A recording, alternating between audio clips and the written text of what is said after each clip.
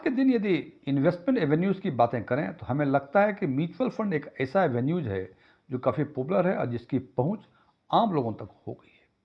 हालांकि जनाब ये हमें लगता है, लेकिन यदि इसके डेटा पर नज़र डालें और यदि बात करें कि आज से 10 साल पहले यानी जनवरी 2015 में कितने फोलियोज थे म्यूचुअल फंड में और आज के दिन में क्या स्थिति है, तो हम देखते हैं कि आज से 10 साल पहले यानी जनवरी 2015 में टोटल फोलियो जो म्यूचुअल फंड में थे वो थे 3.95 करोड़, मतलब 3 करोड़ 95 लाख, जो आज करीब 5.8 टाइम्स बढ़कर ये 22 करोड़ 92 लाख के आसपास हो गई। जनाब पिछले 10 वर्षों में म्यूचुअल फंड फोलियो में बढ़ोतरी 5.8 टाइम्स हुआ, 3.95 करोड़ से बढ़कर 22.92 करोड़ हो गया। और यदि इस फोलियो में से हम एसआईपी का कंट्रीब्यूशन देखें तो जैसे बताया कि 22.92 करोड़ आज के दिन में टोटल म्यूचुअल फंड का फोलियो जो है, उसमें से 10.27 करोड़ यानी 10 करोड़ 27 लाख फोलियो केवल एसआईपी के हैं, जो कि बोलता है करीब 44.8% एसआईपी का फोलियो कंट्रीब्यूट करता है टोटल म्यूचुअल फंड के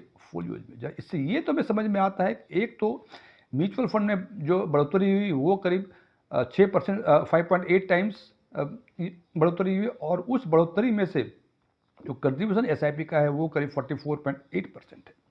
अब यदि इसी के एसेट अंडर मैनेजमेंट की बातें करें तो टोटल एसेट अंडर मैनेजमेंट आज से 10 साल पहले म्यूचुअल फंड में 11.81 लाख करोड़ था, जो 5.6 टाइम बढ़ के आज के दिन में 67.25 लाख करोड़ हो गया। और इस 67.25 लाख करोड़ में से 13.19 लाख करोड़ जो है कंट्रीब्यूट करता है एसआईपी का। और सबसे इंटरेस्टिंग फैक्ट, अभी तक मैंने ये देखा कि हमें लगा कि म्यूचुअल फंड में काफ़ी ग्रोथ हो रहा है, काफ़ी पॉपुलर इन्वेस्टमेंट है, लेकिन यदि म्यूचुअल फंड इंडस्ट्री में जनवरी 2025 में यूनिक इन्वेस्टर्स की बातें करें तो जनाब ये केवल 5.18 करोड़ है। 5 करोड़ 18 लाख 142 करोड़ की आबादी, और टोटल जो यूनिक इन्वेस्टर्स हैं म्यूचुअल फंड में वो केवल 5 करोड़ 18 लाख है। जनाब ये तो हुई म्यूचुअल फंड के ग्रोथ के बारे में कि कितना लोग इसमें इन्वॉल्व हैं, कितना एसेट अंडर मैनेजमेंट है। अब यदि एक दूसरा पक्ष देखें कि आखिर इसका कारण क्या है कि 142 करोड़ की आबादी में केवल 5 करोड़ के आसपास लोग का इन्वेस्टमेंट म्यूचुअल फंड में है, तो यदि एक फाइनेंशियल लिटरेसी के डेटा पर एक नज़र डालें तो दिसंबर 2023 में एक सर्वे हुआ था। उस सर्वे में बताया गया था कि केवल 27% हिंदुस्तान की आबादी ऐसी है जो फाइनेंशियल लिटरेट है। मैं फाइनेंशियल लिटरेट की बात कर रहा हूँ, और इस 27% में से 42.8% एलिमेंट्री लेवल का है, मॉडरेट लेवल का 20.8% है, और एडवांस लेवल का केवल 4.2% है।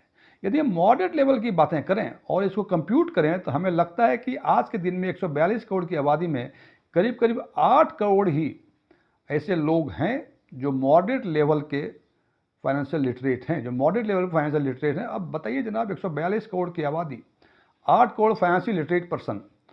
और यदि हम बातें करें इंडियन इकोनॉमी की तो हम कह रहे हैं कि अगले 3 सालों में 4 सालों में हम शायद दुनिया की तीसरी सबसे बड़ी अर्थव्यवस्था बन जाएं।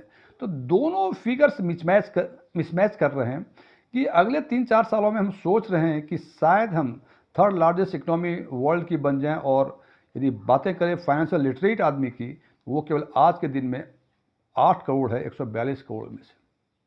दो बातें हुई, पहला म्यूचुअल फंड कितना ग्रो किया, फाइनेंशियल लिटरेट कितने हैं, और एक तीसरी बात जो सबसे इंपॉर्टेंट है वो ये इंपॉर्टेंट कि यदि आज के दिन में हम अनक्लेम्ड म्यूचुअल फंड के इन्वेस्टमेंट देखें, हम जो सेबी के पास हैं, या यूँ कह लें अनक्लेम जो डिविडेंड और म्यूचुअल फंड के इन्वेस्टमेंट सेबी के पास जो हैं वो करीब 2627 करोड़ के आसपास। हालांकि ये डाटा 1-2 साल का पुराना है, अभी हो सकता है शायद 300-400 करोड़ और बढ़ जाए, तो ये करीब 3000 करोड़ के आसपास हो जाएगा। और इस 3000 करोड़ में से शेयर्स के डिविडेंड और म्यूचुअल फंड फोलियोज के बैलेंस दोनों इंक्लूडेड हैं। और इन बातों को मद्देनजर रखते हुए एमएफआई ने 3 स्ट्रेटेजिक इनिशिएटिव लॉन्च किए हैं, और हम चर्चा करेंगे उन्हीं 3 स्ट्रेटेजिक इनिशिएटिव्स की, और देखेंगे कि ये एक कॉमन इन्वेस्टर्स के लिए क्या मायने रखता है। एस्ट्रोन टेक्समिल के नए वीडियो में आपका एक बार फिर से स्वागत है। यदि आपको इस वीडियो से कोई वैल्यू एडिशन होता है तो इसे लाइक करें, कमेंट करें, शेयर करें, और यदि आपने अभी तक हमारा चैनल सब्सक्राइब नहीं किया है इसको सब्सक्राइब भी करें और सब्सक्रिप्शन बटन के बगल में जो बेल आइकन है उसको पुश करें ताकि हमारे सभी नए वीडियो की नोटिफिकेशन आपको लगातार मिलती रहे। मेरा नाम डीएम झा है। सबसे पहला इनिशिएटिव है छोटी एसआईपी। छोटी एसआईपी जैसे नाम से स्पष्ट हो रहा है, इस इनिशिएटिव का जो पर्पस है ये है कि म्यूचुअल फंड में इन्वेस्टमेंट को काफ़ी आसान बनाना और खासकर उन क्लास के लिए, उन लोगों के लिए जो या तो म्यूचुअल फंड में पहली बार इन्वेस्ट करने जा रहे हैं या जो अंडर प्रिविलेज क्लास हैं। और इस इनिशिएटिव को देखते हुए state bank of India mutual fund ने एसबीआई जन निवेश योजना को लॉन्च कर दिया है, जिसमें मिनिमम एसआईपी का अमाउंट 250 रुपये पर मंथ की होगी। दूसरा इनिशिएटिव है तरुण योजना। जैसा कि मैंने पहले चर्चा की कि हिंदुस्तान की फाइनेंशियल लिटरेसी 27% है और उस 27% में से 20.8% मॉडरेट लेवल यानी 142 करोड़ की जनता में करीब 8 करोड़ ही जनता ऐसी है जिसको कि मॉडरेट लेवल का फाइनेंशियल नॉलेज है। जनाब, फाइनेंशियल नॉलेज या फाइनेंशियल लिटरेसी कार्यक्रम ऐसा कार्यक्रम नहीं है कि आज आपने इंजेक्शन डाला कल बढ़ जाएगा, इसमें टाइम लगता है। और इसको देखते हुए एमएफआई ने दूसरी योजना लॉन्च की, योजना तरुण। जैसे नाम से ये भी स्पष्ट होता है कि यंग माइंड्स को फाइनेंशियली लिटरेट बनाने के लिए स्कूल के सिलेबस में फाइनेंस के बेसिक प्रिंसिपल्स को डालने की योजना है। और इस योजना में क्लास 8 और 9th के स्टूडेंट को इसके बारे में एजुकेट किया, जो बेसिक प्रिंसिपल्स हैं, फंडामेंटल्स हैं फाइनेंस के, इसके बारे में बताया जाएगा। और ये भी प्लान किया जा रहा है कि क्लास 8 और 9th के 20% टॉप 20% स्टूडेंट्स जो होंगे उन्हें 100 रुपये पर मंथ की एसआईपी 2 वर्षों के लिए दी जाएगी और 4 वर्षों के बाद इसको रिडीम करने का परमिशन होगा।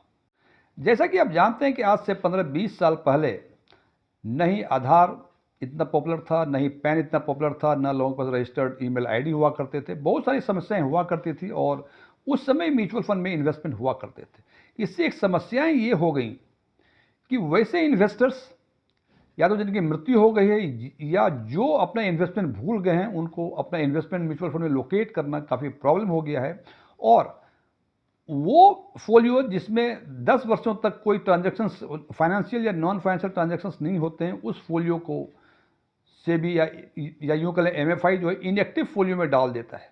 जनाब, जब फोलियो इनएक्टिव हो गए तो उसके बाद वो कंसोलिडेटेड स्टेटमेंट जो आज के दिन में आप डाउनलोड करते हैं उसमें वो दिखाई नहीं देता है।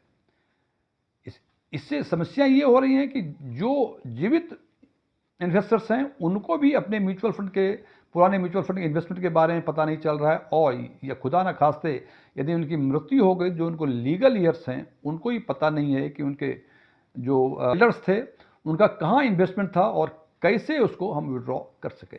इसके मद्देनज़र रखते हुए एमएफआई ने एक प्लेटफॉर्म लॉन्च किया है जिसका नाम है मित्रा प्लेटफॉर्म। इस प्लेटफॉर्म की मदद से म्यूचुअल फंड होल्डर्स या कोई भी आदमी अपने पैन या रजिस्टर्ड ईमेल आईडी या कुछ और ऐसे पैरामीटर्स जिसके बेसिस पे यह ढूंढ पाएंगे कि क्या उनका कोई इन्वेस्टमेंट म्यूचुअल फंड में है। और इस प्लेटफॉर्म को केम्स और केफिनटेक ज्वाइंटली ऑपरेट करेंगे और 15 दिनों के बाद या तो आरटीए के प्लेटफॉर्म पे या एमएफआई के प्लेटफॉर्म पे या रेस्पेक्टिव म्यूचुअल फंड के प्लेटफॉर्म पे जाके आप अपना खोया हुआ या इनएक्टिव फोलियो के बारे में जानकारी ले सकते हैं। और हमें लगता है कि इन तीनों इनिशिएटिव से एक कॉमन इन्वेस्टर्स को म्यूचुअल फंड इन्वेस्टमेंट करने में काफ़ी सुविधा होगी। और यदि उनका कोई फोलियो इनएक्टिव हो गया है या उसको पता नहीं है इन्वेस्टमेंट के बारे में, वो भी आसानी से ढूंढ पाएंगे। Thank you.